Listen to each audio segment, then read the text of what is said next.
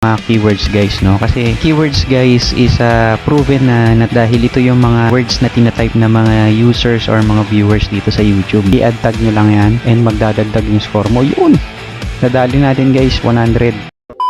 Hello and welcome back na naman dito sa ating channel Pinoy TechSpot, and for today guys, itatopic ulit natin guys yung keywords. So basically yung keywords kasi guys is napaka-importanting bagay nito guys sa YouTube channel or sa ating mga YouTube videos guys, no. Yung mga keywords or high ranking keywords guys, yan yung bagay na nakakatulong upang mas makita or mas maging searchable yung mga content natin sa YouTube guys, no. Kung ikaw ay small YouTuber pa lang at hindi mo pa nabibuild yung tinatawag na algorithm or hindi mo pa na-master yung tinatawag na algorithm, mas maganda na magsimula ka muna sa mga keywords guys, no. Kasi keywords guys is proven na dahil ito yung mga words na tinatype na mga users or mga viewers dito sa YouTube, no. So halimbawa kung gusto mong maghanap ng mga contents na about sa cooking, so itatype mo syempre dun sa search bar ng YouTube cooking, no, yung keyword na cooking. So eventually kapag tinype mo yan at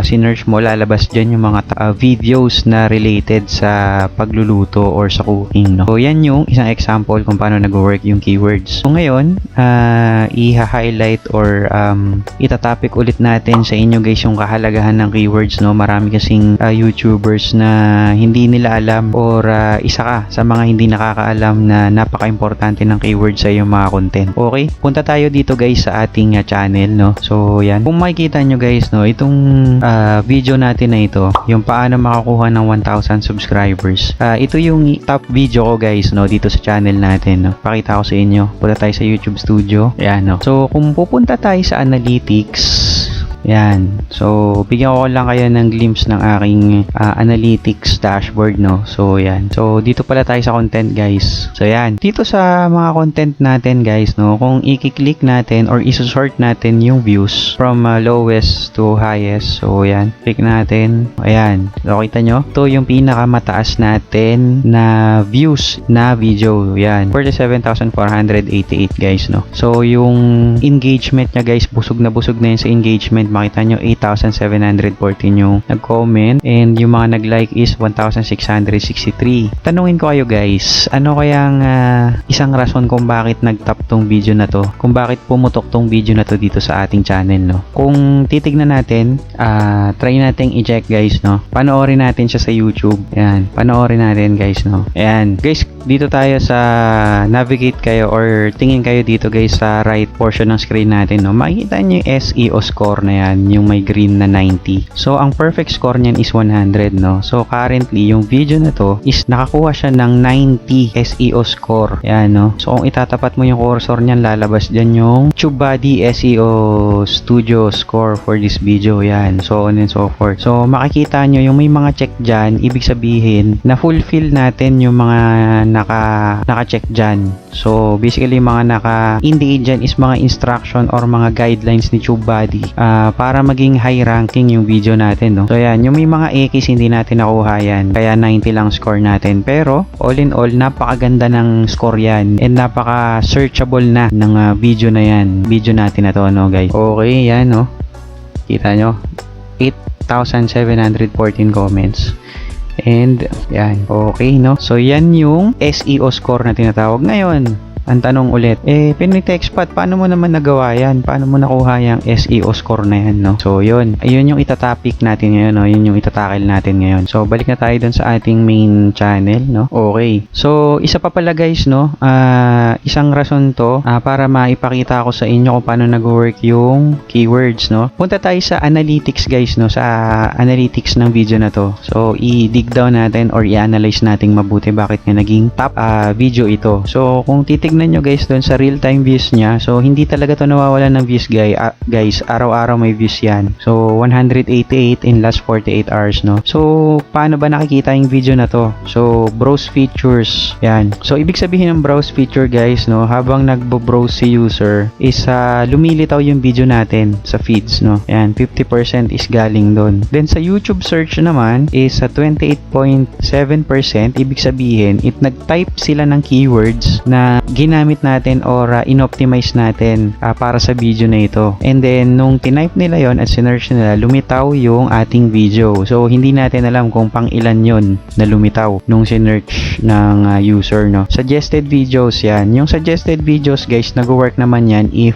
maganda na yung algorithm ng iyong video. Okay? So yan, so on and so forth. Okay? So punta tayo guys doon sa reach. Yan. Okay? So sa reach, kung titignan nyo guys dito sa YouTube search terms, yung YouTube search term guys is equivalent yan dun sa mga keywords na ginamit ni user nung nag-search siya ng mga videos or topics sa YouTube, no? So yan, makikita nyo 13.2% paano dumami ang subscriber sa YouTube. Yan, ibig sabihin ito yung tinatype ng mga viewers or mga searchers sa YouTube para maghanap ng mga videos na kung paano related, kung paano magparami ng subscribers, no? Okay, so tinype nila yan, lumitaw yung video natin, and yun yung pinapanood nila. Okay, so ang sumunod naman is paano magparami ng subscribers sa YouTube, 6.8%, and paano paramihin ng subscribers sa YouTube, so on and so forth guys, no? So ibig sabihin ito yung top 5 keywords na ginagamit or sinesearch ng mga viewers na gustong magparami ng subscribers sa YouTube. Okay? Yan. Okay, yun guys. So try natin guys, no, kung gusto nyong makita in actual, no? Copy natin yan, and then magpunta tayo sa incognito, and then YouTube tayo. Tapos try natin gamitin yung top keywords or search term na yun, no? Kung lilitaw talaga yung videos natin. Hindi natin alam kung pang ilan, pero I think based dun sa SEO score natin, nagtatap naman talaga yung video. Hindi nga lang natin alam kung pang ilan. Okay, ayan, nalagay na natin sa search bar, and then i-click natin yung search. Okay, ayan, no? Yun, kita nyo guys, no? Lumitaw siya, ayan, no? Lumitaw siya, okay. So medyo malayo na. 1 2 3 4 5 6 7 8 9 10 11 12 13 14 15 16 17 18, pang 18 tayo guys, no? So okay lang yun dahil marami naman talagang gumagawa ng content na related sa kung paano palaguin ang ating mga YouTube channel, no? So kung ikaw ay nasa top, ayan, no, etong si Miss Josel Resiles, no, 1 million views, no? Kung ikaw maganda yung pagkakarank ng video mo, talagang dito ka lalabas sa pinakauna. And yan, so on and so forth. Ayan. So kung makikita nyo, napakalalaki ng views, no? So yan yung kagandahan ng keywords, no? Kung ikaw ay gumagamit ng keywords is hindi ka mapag-iiwanan kahit papano, no? So siguro kung target natin is 100, no? Siguro baka nandito tayo sa top 10 or top 5, no? Okay.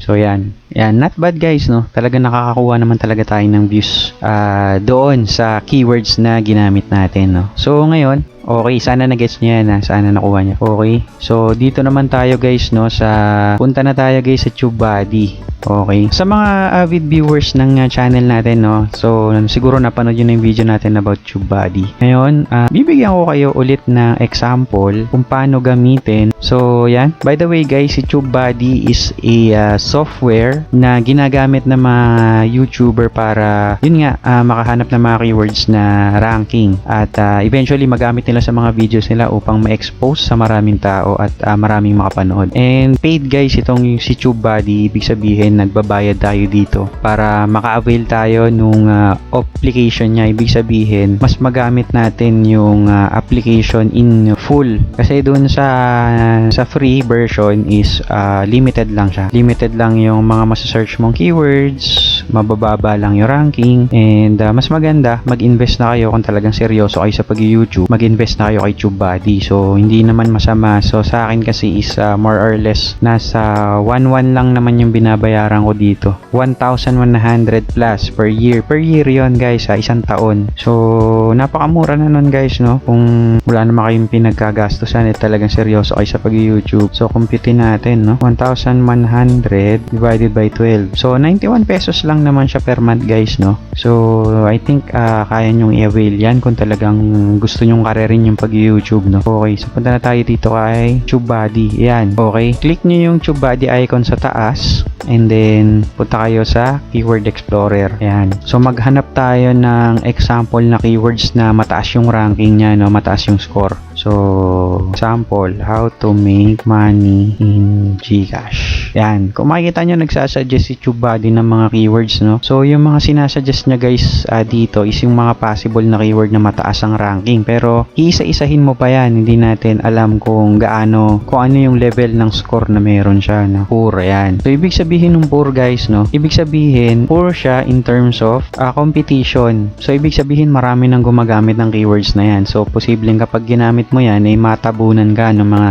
creators na nakagawa na ng video related sa keywords na yan. So yan. So sa search volume, marami na rin nagse-search niyan and ibig sabihin konti lang yung nagse-search pala. Yan. Yun yung pagkakaintindi ko sa search volume. Okay. So try natin ChatGPT. O yan, nakita nyo guys, no? Good. So yan, pwede nyong targetin yan. So mas maganda na nandun kayo sa good level and up, no? Dito sa green and dito sa pinakadulo. So yan, no? Pwede nyo nang targetin yan. And then guys, no? Kung makikita nyo yung search volume nya, maganda, excellent. Competition fair. So ibig sabihin, sakto lang. Optimization strength, maganda. So kapag in-optimize niyan, maganda yung magiging kakalabasan ng SEO score niyan, no? Okay, no? So kung gusto nyo nang gamitin yan, may option dito sa baba, si TubeBuddy na action, no? Then, optimize in SEO Studio. Yan. Kung makita nyo yung TubeBuddy SEO score, yan yung nakita nyo kanina dun sa top video natin, no? Na nandun sa may gilid, no? Yung 90. So, ito yon. So, dito, i-optimize pa natin, no? Magdagdag pa tayo ng mga related keywords, no?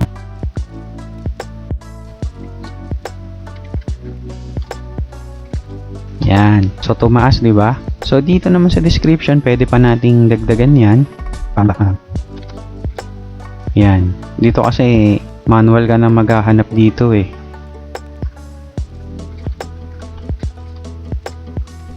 Yan, okay. Nakuha natin guys, no? Kita nyo, naging 95, no? So, mas maganda pa siya dun sa una nating, mas maganda pa yung rank, yung SEO score niya dun sa top video natin, no? So, maganda yan. So, next na natin. And then dito, add to tag limit. So maganda guys kung naka 100 yan, no? Talagang pag sinearch ng tao yung keywords na ginamit nyo, talagang pinakauna sa search lalabas yung video mo, no? So magandang ano yun, magandang resulta yun, no? Okay, add lang natin to. Makikita nyo yung mga relevant na tags, no? I-add tag nyo lang yan and magdadagdag yung score mo. Yun! Nadali natin guys, 100. Okay, so yan, and then i-next lang natin. And then dito guys, no, so wala namang bearing to dun sa SEO score. So kung meron ka ng ready na thumbnail, pwede mong i-upload dyan. So sa case natin, wala pa tayong nagagawa kasi nagde-demo lang naman tayo, no? Okay, next natin.